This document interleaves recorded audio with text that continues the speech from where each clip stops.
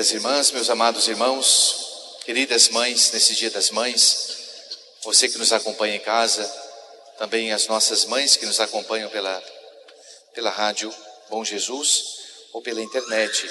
Meus amados irmãos, hoje celebramos a admirável festa da Ascensão de Nosso Senhor aos céus.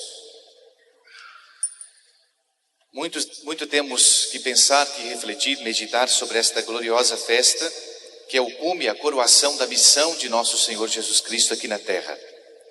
Vamos lembrar como Nosso Senhor nos disse, que Nosso Senhor veio do Pai e volta para o Pai.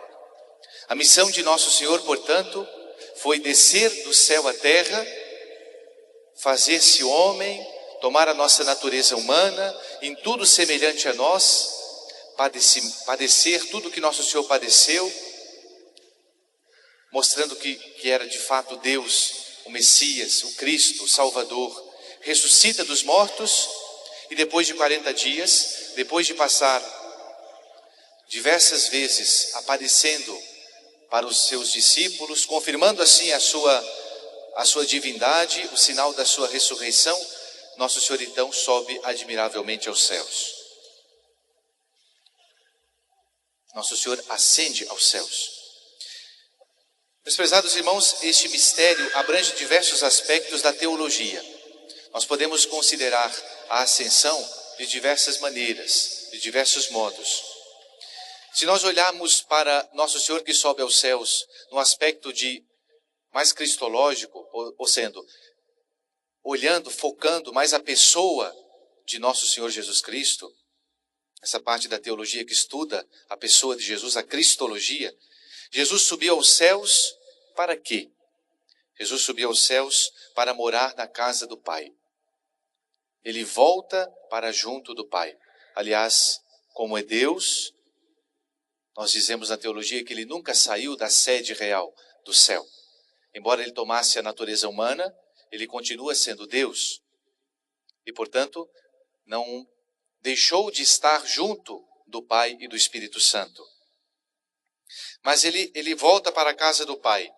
E então, assim, a sua ascensão, de diferente modo da encarnação, a ascensão ela é visível, ela é patente, ela é evidente para todos os discípulos e para nós, cujos relatos acreditamos e damos fé nos Evangelhos e nos Atos dos Apóstolos, nas Sagradas Escrituras. A encarnação foi de modo velado. Aconteceu em Nazaré, na casa onde Nossa Senhora estava, com o arcanjo Gabriel. E ali ninguém viu esse mistério da encarnação. Ninguém pôde vislumbrar senão os anjos de Deus, o arcanjo Gabriel e Nossa Senhora. Mas quando Nosso Senhor vai completar a sua obra, iniciada na encarnação do Verbo, Nosso Senhor então mostra para todos, para muitos discípulos. E Nosso Senhor então se eleva dos céus, depois de dar as últimas recomendações, depois de anunciar que a nossa missão é uma missão sagrada, de sermos discípulos dele, propagadores da sua missão. Ide por todos os povos e pregai a toda criatura. Quem crer será salvo. Quem crer e for batizado será salvo. Quem não crer será condenado. A missão que Nosso Senhor deu para todos nós também. Todos nós não somos simplesmente membros da igreja. Nós somos propagadores da Santa Igreja. E o que é a Santa Igreja? Senão a continuação de Cristo na terra. Como dizia Santa Joana d'Arc, Cristo e a igreja são a mesma coisa. Meus amados irmãos, todos nós somos convidados neste dia, por nosso Senhor, que se despede, a sermos discípulos, e no dizer do Papa Bento XVI, discípulos missionários. À medida que o cristão toma noção da sua missão, não só ele precisa salvar a sua alma, mas ele precisa também colaborar efetivamente e afetivamente na salvação das outras almas, dos seus irmãos, os homens. O segundo aspecto da festa de hoje, nós podemos responder a pergunta: o que faz Cristo no céu? Alguém pode pensar, Agora eu fico aqui na terra, sofrendo, padecendo, e nosso Senhor está no céu. Inoperante? Não. Nosso Senhor não está inoperante. É a parte da teologia que considera Deus como o Salvador, chamada soteriologia. Então, o que faz Cristo no céu? São Paulo aqui nos diz, o autor da carta aos Hebreus, que ele vive intercedendo por nós. Ele vive a interceder por cada um de nós no céu. Ele não é inoperante. Nosso Senhor Jesus Cristo, completado o seu curso aqui da terra, se eleva aos céus, e como nós rezamos e dizemos e professamos no artigo do credo, ele subiu aos céus, de onde está sentado à mão direita de Deus Pai.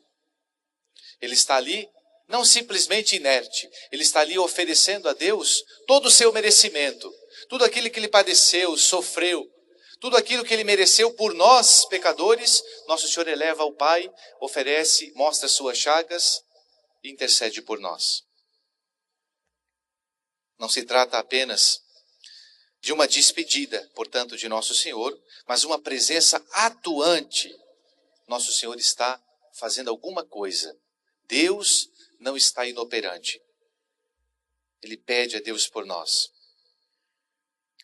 Depois o outro aspecto da teologia que vê mais a vinda do Espírito Santo, estuda o Divino Espírito Santo, a pneumologia, nós consideramos a ascensão num aspecto interessante. Nosso Senhor, ele foi, mas ele não nos deixará órfãos. Ele mesmo tinha dito, se eu não for, o Espírito Santo não poderá vir. Então nosso Senhor foi para nos enviar o Espírito Santo. Aliás, desde a quinta-feira passada, a festa propriamente dita da Ascensão, nós começamos a mãe de todas as novenas, que é a novena de Pentecostes. Quando os discípulos, depois da Ascensão, ficaram em oração junto com Nossa Senhora no cenáculo. E ali eles esperaram a promessa de nosso Senhor, o Paráclito. Portanto, nosso Senhor foi para nos enviar o Espírito Santo. Como é importante nós nos prepararmos para essa festa que celebraremos no próximo domingo, a festa do início oficial da igreja, a festa de Pentecostes. Outro aspecto da ascensão, que considera mais a igreja, que estuda a igreja, a continuação de Cristo na terra, ou o corpo místico de Cristo, a eclesiologia, nós vemos que com a ascensão de nosso Senhor, inicia-se um novo tempo. É o tempo da igreja. É o nosso tempo. O tempo dos membros de Cristo. Nosso Senhor já padeceu tudo o que tinha a padecer. Nosso Senhor já fez a sua parte. Agora depende da nossa parte. Agora nós que temos que completar a obra começada por nosso Senhor. Sendo, de fato, membros autênticos, filhos verdadeiros da Santa Igreja. Teve um padre que, de maneira equívoca, disse assim que Jesus nos deu o reino de Deus. E nós lhe demos a igreja. E eu discordo. Padre muito famoso. O reino de Deus e a igreja são uma coisa única. O reino de Deus é exatamente a Santa Igreja aqui na terra. E a igreja é sinal de Cristo na história da humanidade. Nosso Senhor continua atuando, agindo, santificando, salvando, perdoando através da Santa Igreja. Outro aspecto da teologia, em que nós olhamos e vemos como a graça nos vem, a sacramentalogia, o estudo dos sacramentos, nós vemos que nosso Senhor, ele continua presente na igreja e agindo na própria igreja. Ou seja, nosso Senhor continua santificando através dos sacramentos. Como nosso Senhor disse, eis que estarei convosco. Quando nós pertencemos à Igreja Católica, isso é orgulho para todos nós. Todos nós devemos nos alegrar muito porque nosso Senhor continua entre nós. É a presença de Cristo que sobe aos céus, mas que permanece na Santa Igreja. Como é belo nós pertencermos à Santa Igreja, como é bonito e reconfortante para a nossa alma sabermos que nós pertencemos à Igreja que foi fundada a preço do sangue do Senhor no alto do Calvário, inaugurada oficialmente em Pentecostes. E por fim, nós consideramos mais as últimas coisas da nossa existência, a parte da teologia que estuda os novíssimos, a escatologia. Nós vemos que com a ascensão, nosso Senhor então aponta-nos o nosso destino. Nosso Senhor tinha dito: vou vos preparar um lugar. Se eu não for, é conveniente para vós que eu vá. Depois Nosso Senhor disse: na casa de meu Pai há muitas moradas. Portanto, Nosso Senhor foi, mas não nos deixa sozinhos. Nosso Senhor foi na frente. Que belo esse pensamento. Nós temos que acompanhar Nosso Senhor. E é interessante o relato da ascensão de Nosso Senhor, porque os discípulos ficaram tão maravilhados com a despedida do Senhor, com a bênção que Nosso Senhor deu. É interessante que existe uma tradição que diz que as pegadas de Jesus estão naquela pedra em que Nosso Senhor ainda se elevou aos céus. E é interessante também que os discípulos ficaram tão estupefatos, tão admirados com aquela cena comovente, embora tivessem visto Nosso Senhor ressuscitado diversas vezes, que eles ficaram olhando para o céu. Eles não paravam de olhar para o céu. Os discípulos ficaram tão admirados daquilo que Nosso Senhor fez, da ascensão, que eles continuamente não deixavam de baixar os seus olhos do céu para a terra.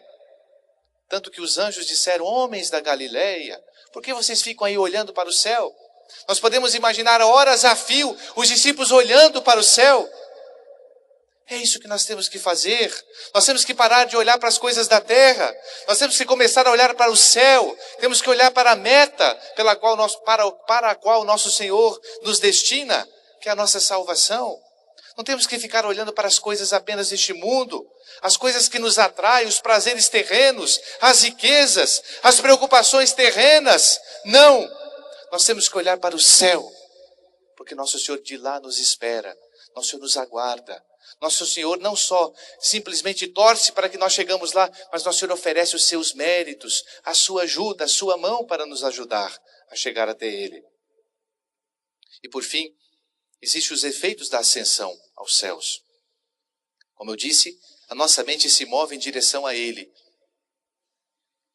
Como Nosso Senhor disse: onde está o teu coração, aí estará. Onde está o teu tesouro, aí estará o teu coração. Será que o nosso tesouro é Jesus? Ou será que o nosso tesouro está no Banco do Brasil, na Caixa Econômica, ou nas mãos do governo, ou nossos impostos? Onde está o nosso tesouro? Em quem nós colocamos a nossa alegria? Numa pessoa terrena? Nós temos que colocar a nossa alegria em Deus, onde está nos esperando. Também um efeito da ascensão faz surgir em nós a fé. Os discípulos, ao verem Nosso Senhor ressuscitado, mereceram menos do que nós que não o vemos. Já que nós não temos a presença visível, física, corporal de Jesus, claro que a temos na Eucaristia, mas de maneira visível como os discípulos tinham, os apóstolos, então é preciso que nós hajamos pela fé. Como diz a Sagrada Escritura: o meu justo vive da fé. Nós não vemos a Deus, mas nós acreditamos, nós cremos que Ele está presente entre nós. Portanto, a ascensão ressuscita em nós a esperança, mas sobretudo antes a fé. Bem-aventurados os que não veem e creem. Desperta-nos também a esperança. Já subiu diante deles, diz o profeta Miqueias, aquele que abre o caminho. Nosso Senhor foi na frente. Ainda a ascensão inflama-nos na caridade, como diz São Paulo: procurai o que está no alto, lá onde se encontra Cristo, sentado à direita de Deus. Aspirai as coisas de cima, não as da terra, pois onde estiver o teu tesouro, volto a dizer, ali estará também o teu coração. E finalmente, a ascensão ainda eleva-nos o pensamento e o conceito sobre Jesus. Cresce nossa reverência, melhor dizendo, em relação a Ele, pois não mais o consideramos como homem terreno apenas, mas um Deus do céu, diz Santo Tomás.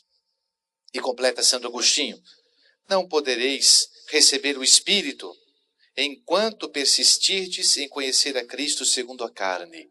Nós temos que desejar, almejar conhecer a Nosso Senhor profundamente, mas com um olhar de fé, não apenas simplesmente de maneira sensível. Quantas pessoas deixam de rezar, de investir na sua própria alma, na sua salvação eterna, porque não sentem mais a Deus.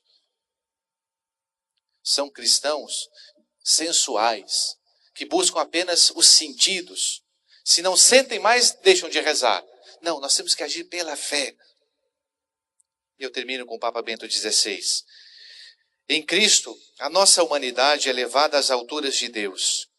Assim, cada vez que rezamos, a terra une-se ao céu.